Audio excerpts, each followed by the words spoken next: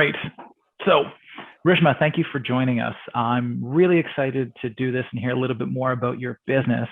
Can you give us just a bit of background in terms of who you are and what your business is?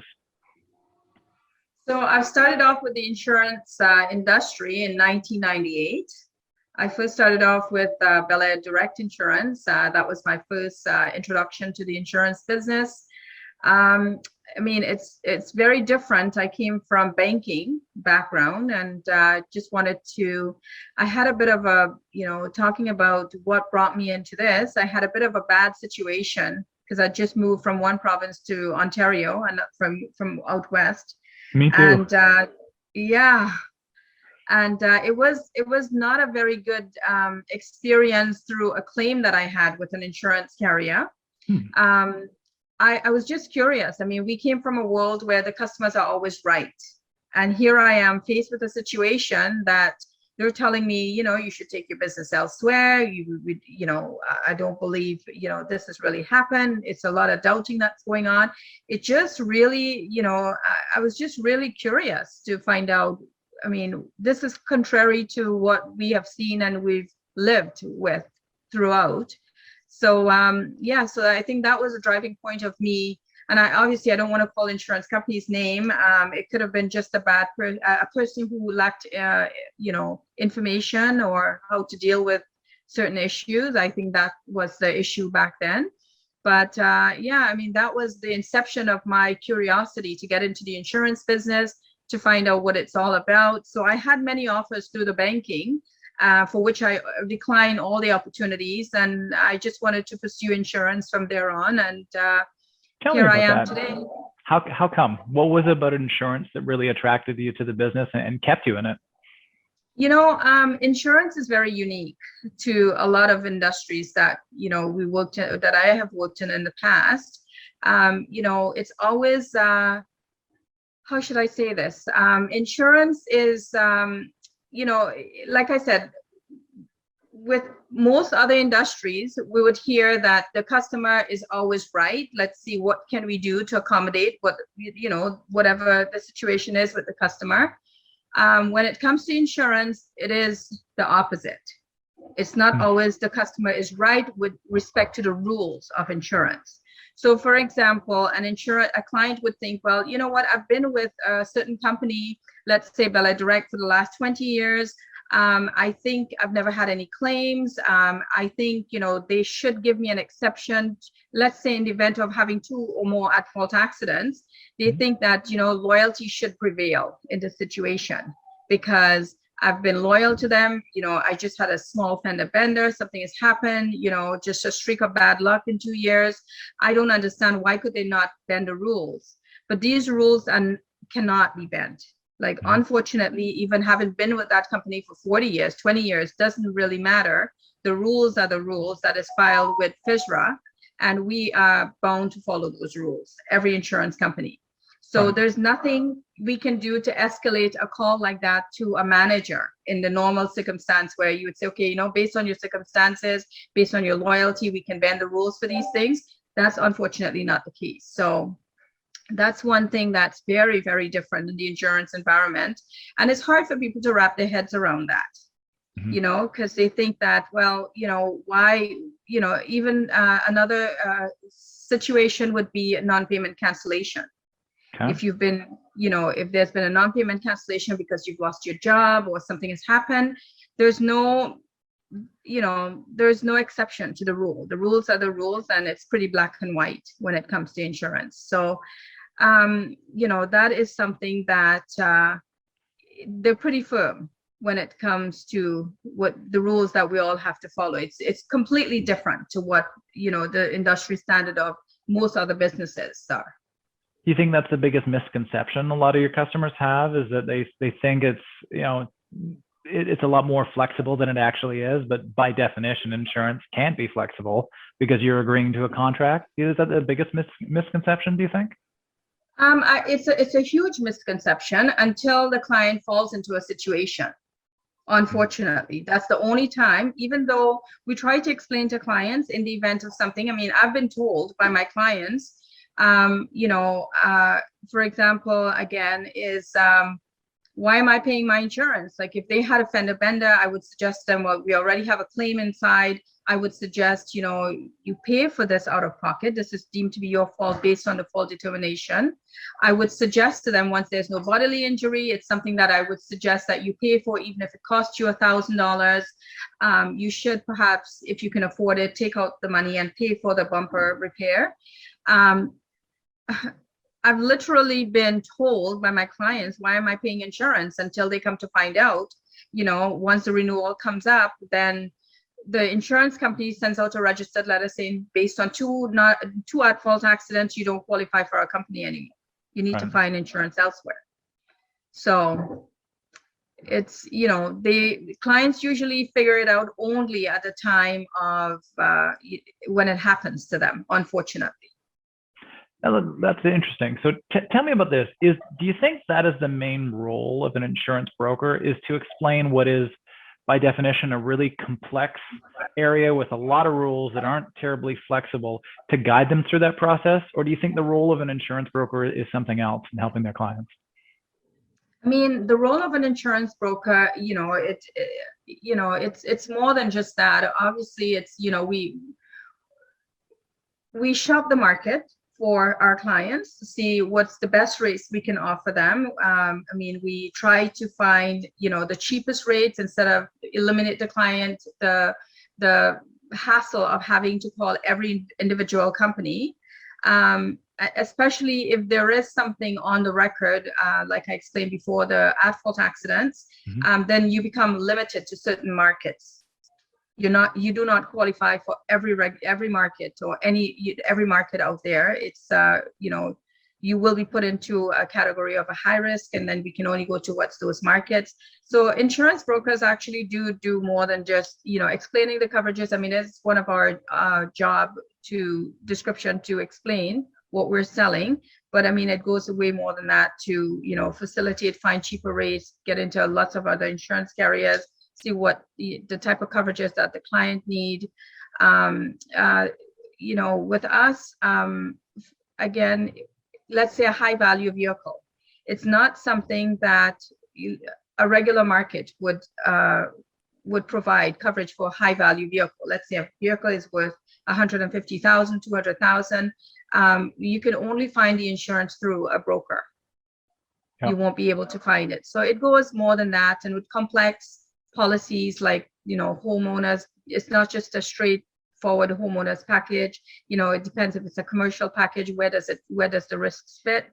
It's very, very much enhanced depending on what the client is actually looking for. Got it. So it's not just helping them navigate a complex area. It's shopping for the best price to make sure they're paying the best price, and in some cases being able to find them coverage at all. So that example of, a high risk customer, they might not be able to find coverage. A high value car might not be able to find coverage unless you're going through a broker. And that's the only way you're going to be able to get that. And now that makes sense. It's advice, it's comparison shopping, and it's really getting access to things that an individual wouldn't have access to on their own. Is that a fair summary? Yeah, definitely. Okay. That's interesting. So tell me more about your ideal customer. So when someone comes to you and say, look, here's a client that we can really help and add a lot of value to, what does that look like? For me, an ideal customer is just any customer, to tell you the truth.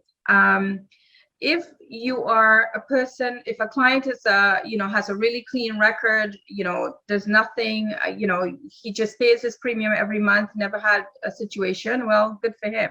That's awesome. And that is profitable to me. But I also feel that over the years, I've had clients in the facility association, which is a very high risk market where it's refused by every single insurer. The risk has been refused by every insurer. So this is the only option to the client. And I have seen a lot of rehabilitation from clients, understanding, okay, you know what, I cannot, this number of accidents, the frequency of accidents, the frequency of non-payment cancellations, or even number of claims or the type of tickets. I find that those clients are way, has added value to my brokerage, because they have come a long way. They've learned, and I've had the privilege of having them from bad times transiting into good times of paying, let's say, $10,000, $15,000 a year to be able to pay 3 years later or 6 years later, have them pay $2,000. So Wow. they have learned, yes, and it's, it makes a difference. And I think, you gain credibility that you've had that opportunity to work with them and, manage their file and make sure that they gradually let them know what they need to do and, remarket them as every year goes by and see what is the best rates you can offer them. That's interesting. I don't think a lot of people would necessarily think of their insurance broker as someone that could really help, especially when it comes to rehabilitating, your insurance track record. But that's a huge difference of what you're talking about, $15,000 to $2,000 in a few years. Like, that's enormous. It's huge. Interesting. And what do you think is the unique value that you as All Risk or you as your brokerage can bring to a client to help them navigate a lot of these challenges that you described? I'm sorry, say that again. What do you think is your unique value that you bring to help a client navigate through some of these challenges? That example was a great one, but I think everybody in their own mind has something that they bring to the table that really adds a lot of value to a client. What do you think is this sort of your niche or where you can add the most value?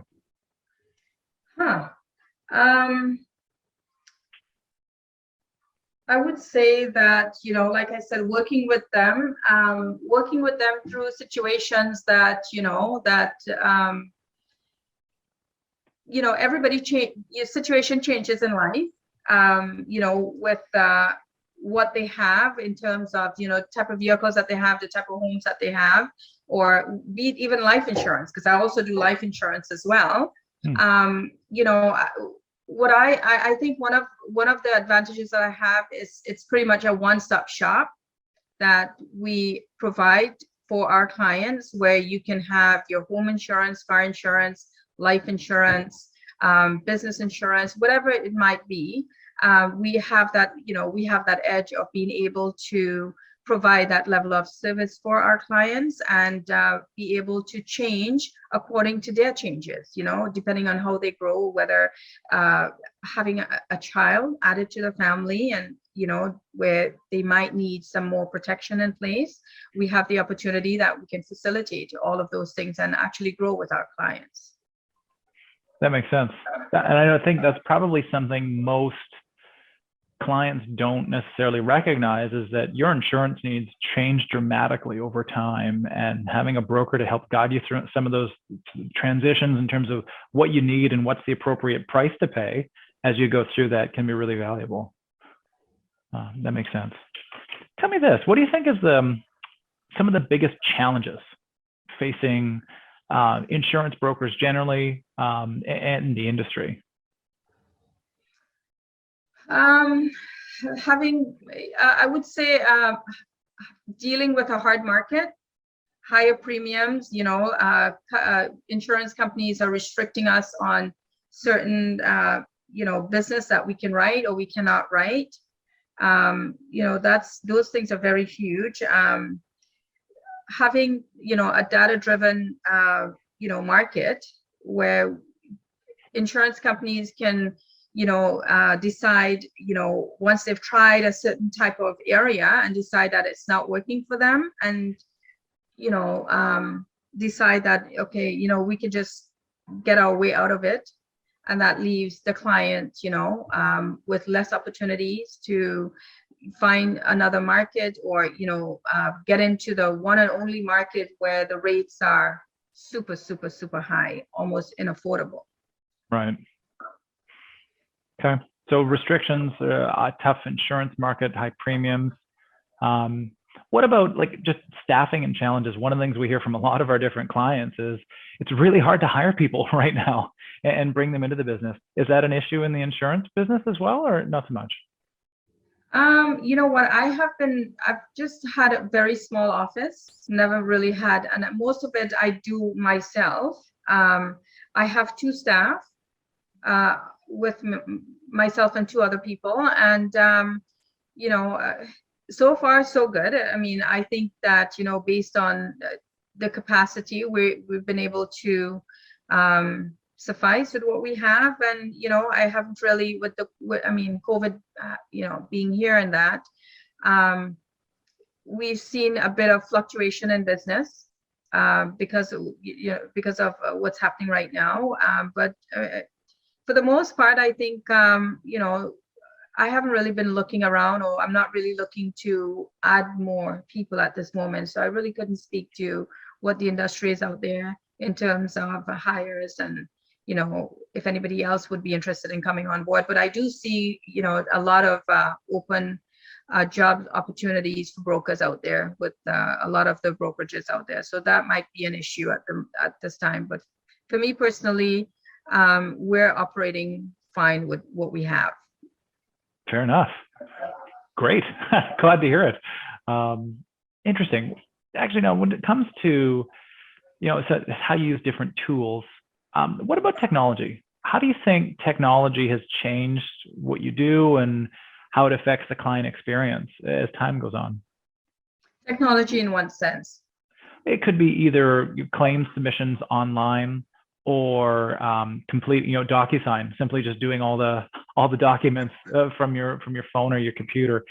How has that affected how an insurance brokerage operates since, say, in the last sort of 5 years or so? It's been a little bit. I mean, it depends on your demographic as well. We do have a percentage of our clients who are, for lack of a better choice of words, very old school, will not even use the emails, have no knowledge and refuse to even do anything. And we do cater for those people as well, because, I mean, a part of our population are like that, maybe the older people, and you'd be surprised, but there are some younger folks who still, decide not to, deal with computers, or even it's almost impossible to even imagine that anybody would think that way in these times. But we have experienced that in my office.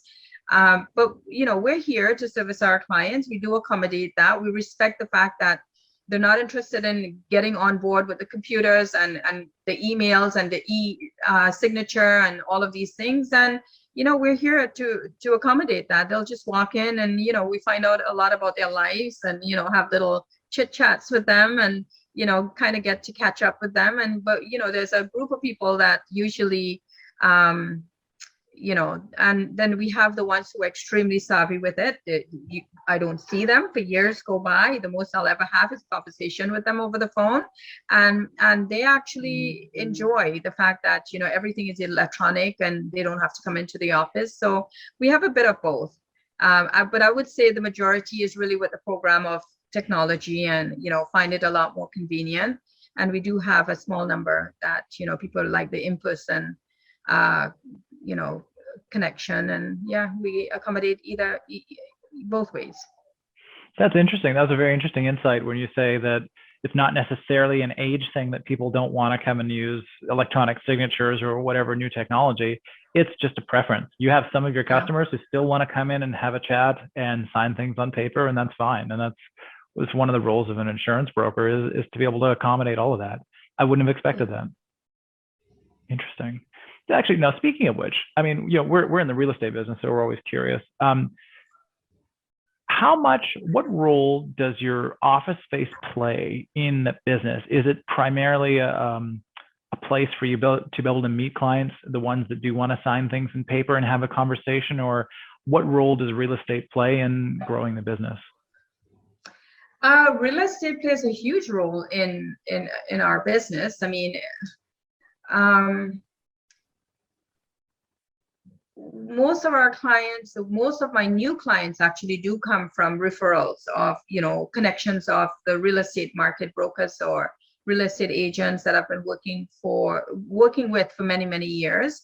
And working with more than a few lawyers, real estate brokers, and just to they play a huge role because that's where we get most of the referral. I say to my real estate friends that sometimes it's hard to extend that client back to them, when by the time that person comes to me, it's a point of sale where the deal is closing at that point. The real estate is, the house deal is closing, and they're just looking for the insurance. So for me to be able to refer clients back to them for real estate, it's difficult, but I guess I am more on the receiving end of them helping me with growing my book of business by the referrals that they give to me. So over the years, I've built a lot of relationship with real estate brokers, and I work closely with them, and we try to make, we have a team of people that, when it comes to the house insurance, with the lawyers, the real estate, the insurance, the mortgage brokers, kind of work all in a circle so we can have the job completed in the event of a sale. Makes sense. A property. Makes sense. And do you think it's still important to be close to where your customers are, i.e. for them who want to drive in, or is it less important now than it used to be, or is it the same in terms of how close you physically need to be to your customers? For me, it's never, distance has never been an issue. I've always had clients. It's based on, the people that the referral that you get. I mean, I have clients out in London. I have clients out in Kingston, just all over the place. I cannot say that my client is necessarily within my distance. So, my service market area, it's everywhere. Right. It's everywhere. And I've been in the business for quite some time, and, people move away and whatnot and still send me that referral. So, it doesn't really make a difference. You don't necessarily, and like you said, with technology and everything, it's not necessary that people come to your office to sign documents. Everything could be done on email or signatures and things like that. So, not really necessarily. Distance does not really make a difference. Interesting. Makes sense. And so last question, tell me this, what does the future of your brokerage look like? Where do you see the industry and or your own business going over the next few years? What does the future look like? Wow, that's a tough question. Who knows? I mean, I really love what I do. I think insurance has always been, as we know, it's a mandatory thing, whether it's your home insurance, your car insurance, it's always been, regulated, and it's something that you have to have. I don't really see anything changing in terms of, I can't even begin to think of a replacement or anything of the kind. I haven't even thought about it, or probably don't even want to think about it right now. But I don't really see much difference into, with, what we do is changing anytime soon. I can't imagine what's going to change at this point with the insurance. I mean, haven't heard anything except, I think in terms of, the workflow stuff might change somewhat because of COVID. And I think it's really changed everything dynamically. With staffing, people working from home, and I don't think that's going to revert back to people going into the office. I think a lot of employers or insurance companies are probably going to be getting comfortable with not having to pay that huge sum of rent and being able to accommodate their staff at home. And they've been doing a great job by, with us not having to really suffer as a result of the changes that's been happening in terms of people working from home. And it's getting very comfortable now where, I guess it's okay to work from home because, nobody's getting the short end of the stick by the level of whether it's a service or the products or whatever we're getting. Like, we have a good connection with the insurance company, good relationship, good partnership where no one is suffering. At the end of the day, the job is getting done and everybody's happy. So I'm not sure where it's really going to go in terms of, things are changing a lot, but I couldn't really foretell what the future really looks like with the insurance business and that. Fair enough. If anybody could, they'd make billions of dollars, and no kidding. The lottery numbers. Exactly. Well, fantastic. Well, hey, this has been a really interesting conversation. Rishma, thank you very much for taking the time to chat with us, and we look forward to doing this again. Yeah, thank you. It's been a pleasure. Thank you.